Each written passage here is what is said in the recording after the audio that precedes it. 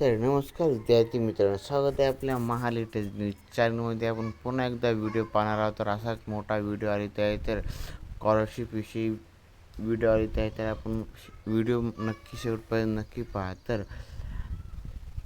राष्ट्रीय शिष्यवृत्ती port NSP संपूर्ण माहिती आपल्या चॅनलला मिळून जाईल. तर काय काय आहे आपण इन्फॉर्मेशन पाहणार आहोत. तर आजचा सगळ्यात मोठा व्हिडिओ आहे, तर तुम्ही व्हिडिओ मात्र शेवटपर्यंत पहा.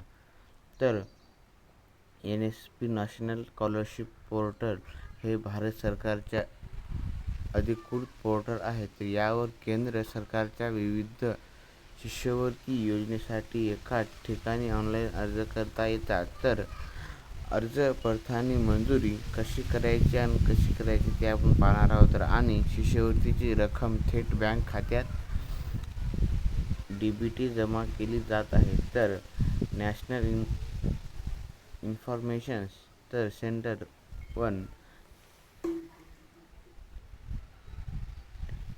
इन्फॉर्मॅटिक्स तर अधिकृत वेबसाईट आपल्या याला मेन्शन केलेत आहे. तर NIC.gov.in तर कोण अर्ज करू शकतो आणि कोण नाही अर्ज करू शकतो याच्यामध्ये पण आपला व्हिडिओ संदर्भात राहणार आहे. तर इयत्ता 1ली ते 12वी विद्यार्थी योजनेनुसार पदवी, UG, पदव्युत्तर, PG आणि तांत्रिक व्यावसायिक अभ्यासक्रम असे आहेत. तर आणि कॅटेगरी कोणकोणते आहेत ते आपण पाहणार आहोत. तर SC, ST, OBC, EWS.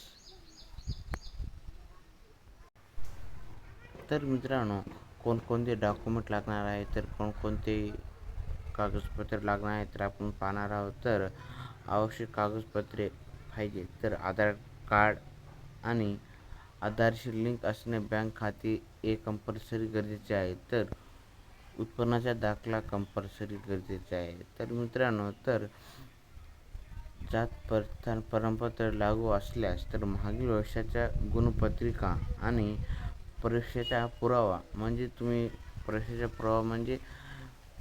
पोचपावती किंवा ॲडमिशन पावती ते पण असू शकते.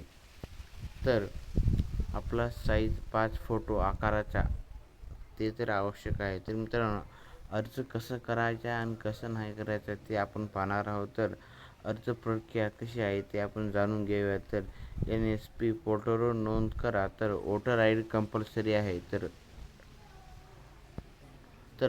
लगेच वोटर ID लॉग इन करून योग्य शिष्यवृत्ती योजना निवडा आणि अर्ज भरून आवश्यक कागदपत्रे अपलोड करा आणि अर्ज सबमिट करा आणि अर्जाची स्थिती ॲप्लिकेशन स्टेटस पोर्टलवर तपासा.